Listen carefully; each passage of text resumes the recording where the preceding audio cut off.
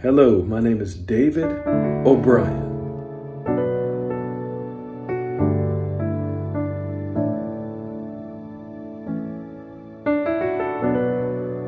And I'm here for your success in the areas of purity.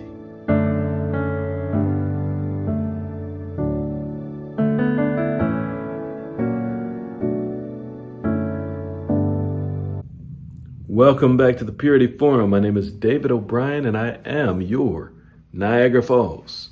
I am the Purity Doctor, the Freedom Doctor, and I'm here to share with you in this episode of the Purity Forum. I want to talk with you about seduction. Does it happen in peacetime or wartime? Now, the answer is absolutely peacetime.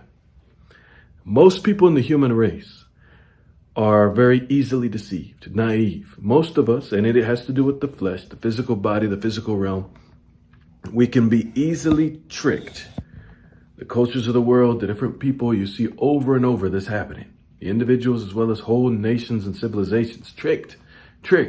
And I'm going to help sophisticate you so that in your life, you walk straight, because the scripture says, he who has understanding walks straight. And I want to tell you that seduction means temptation or some sort of incentive to go off the path, to veer off the path. It's like you smell some meat that smells really good and you decide, instead of going on the journey God put me on, I'll take a little break and go see what that is. But inside where that meat is, there's a trap, a net, you see? So that's what we need to avoid. That's what we need to understand so that we don't make the same mistakes and don't hurt ourselves. We don't want to make the same mistakes that the world makes. We want to be an investigator, a detective, one who uses the knowledge of God, the knowledge he's put in his word, his scripture, actually in the Bible, and let it get into our heart and become the power for our eyes. Let it increase and sharpen or strengthen our vision to see what's going on and to see ahead. So basically, if you look at when seduction takes place. First off, some of you don't know what seduction is, and I want to fill you in on that. Seduction means basically temptation by manipulation, some sort of a lie, some sort of a trick. Someone seems like they're your friend, but they're a foe. This is what the snake is like, the serpent. He's very seductive. He moves left, right. He hides. He comes out only at a certain time. He's very quiet, but he can take down a person and kill a person. Some snakes kill people.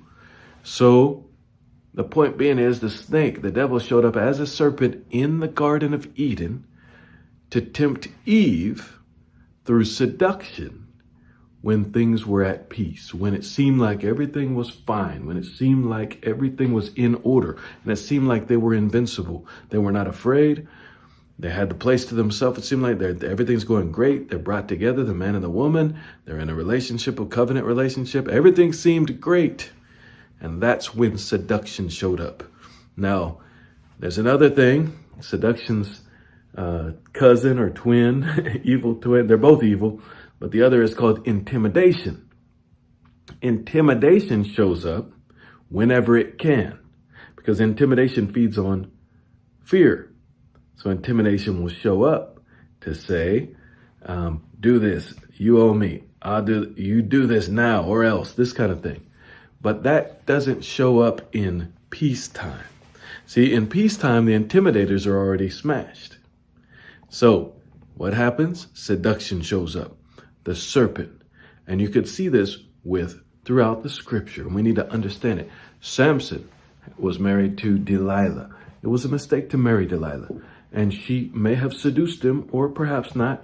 He may have somehow seduced her. But the point is, the seducing spirit that attacked him in order to take the strength of God that he had showed up when he was stronger and beat all the Philistines around him. They wouldn't even approach him. They would not approach him directly.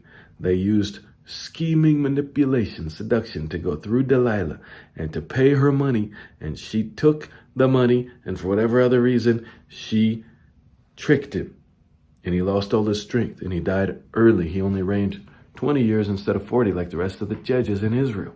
So the devil's planning to he wants to cut off our reign. He wants to stop what God's doing in our life, and if we're in strength. In other words, if the war is over, if we've subdued everything around us, it comes with seduction, with something that just seems innocent, seems good, seems okay. It comes alongside of us as if it's a friend. And it says, follow me, a little bit of entertainment. Come off this way, off the path. And the problem is, off the path is where we get tangled in traps, snares, those kind of things. And when we're off the path, the other thing, even if we don't have some big consequence, we're already off the path. And we need to be on the path. We need to be on the path, and we need to walk forward on the path, because we're here not for ourselves. We're here because God needs us here doing certain things. So make sure to recognize this, because when things seem good in your life, you have a victory, you graduate, or you have some great thing, achievement. Then right after that, very often, the seducer will show up. The seductress will show up. And that person will promise you the world. That person will seem so good. But it's a lie. The person's the enemy is trying to take one last grip, one last grab at your ankle, at your heel, as you launch forward, as you launch up, as you're doing everything right, and things are going very well. Then the enemy will take one last shot to see, can I stop this hero? Can I stop this hero? And what he'll use is the soft touch of seduction. He'll use the little innocent, oh, just try this. But the problem is, and here's the thing what the scripture says about that. It says, be very careful how you live. In other words, it says, walk circumspectly. Recognize what's all around you. It says, be on the alert. Be vigilant. Jesus was never caught off guard by the enemy. Whether he's in the desert, that was more like wartime. He knew what was coming. He fasted and he was there. Or whether he's in a palace and, in other words, the crowd is following him and want to make him king. He didn't trust himself to that. He did not entrust himself to them. He didn't trust what was being said about him. When everybody's singing his praises and and then the healing miracles all around, and every good thing and all the opposition seems to be gone. It's a different kind of opposition at that time. It's trying to sneak attack you, to trick you.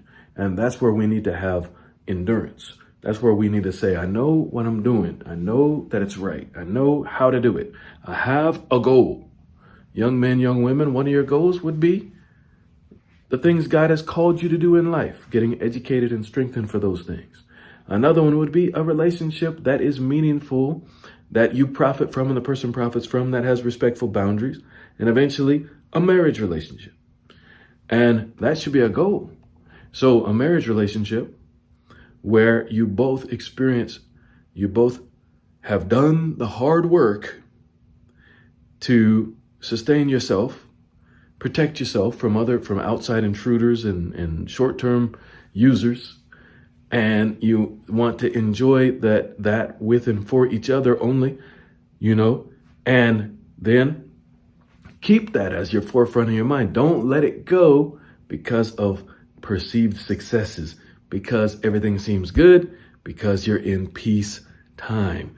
Tighten the strings. Make sure you stand very firm, be very vigilant, and move forward in the cause and the course that God has put you on.